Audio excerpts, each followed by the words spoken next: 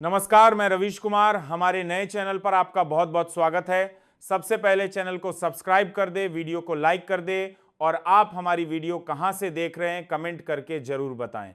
तो चलिए वीडियो शुरू करते हैं। आज आपके सामने एक ऐसे सवाल के साथ हूं जिसे पूछना मना है और जिसका जवाब मिलना मुमकिन नहीं लगता।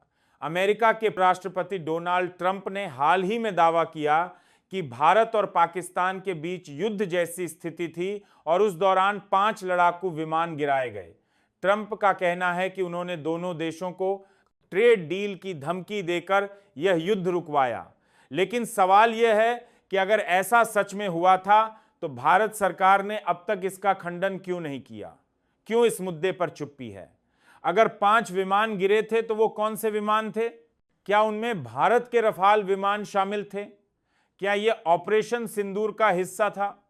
7 मई को रॉयटर्स ने एक फोटो छापी जिसमें लिखा था कि पुलवामा में एक फाइटर जेट क्रैश हुआ है और भारतीय सैनिकों ने उस जगह को घेर लिया है, लेकिन भारत में इस पर कोई चर्चा नहीं हुई। पत्रकार विजेता सिंह ने जब ट्विटर पर इसकी सूचना दी तो उन्हें ट्रोल किया गया और अंततः दीज आर दी हिंदू ने वह खबर डिलीट कर दी।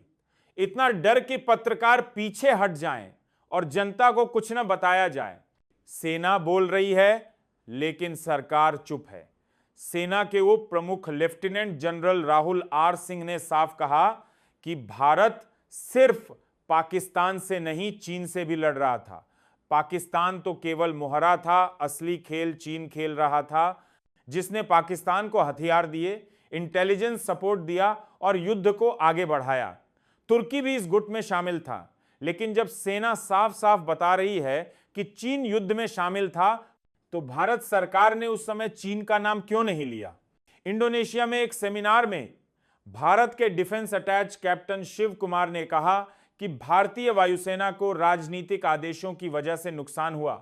उन्हें पाकिस्तान के मिलिट्री ठिकानों पर हमला करने की इजाजत नहीं थी। इसका मतलब यह हुआ कि आपने सेना को बंधे हाथों से लड़ने भेजा। सवाल है, क्या यही रणनीति थी?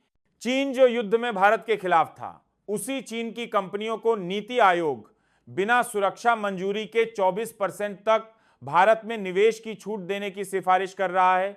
एक तरफ बायकॉट चाइना के नारे, दूसरी तरफ वेलकम चाइना की नीतियां। ये कौन सी विदेश नीति है?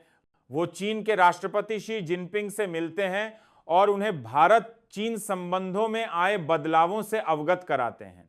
सवाल यह है कि क्या भारत का विदेश मंत्री चीन को अवगत कराने के लिए होता है? यह बयान हास्यास्पद लगता है।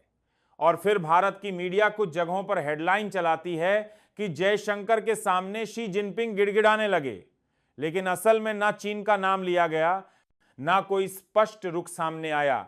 इस पूरी कहानी का सबसे दुखद पहलू यह है कि जनता को कुछ नहीं बताया गया।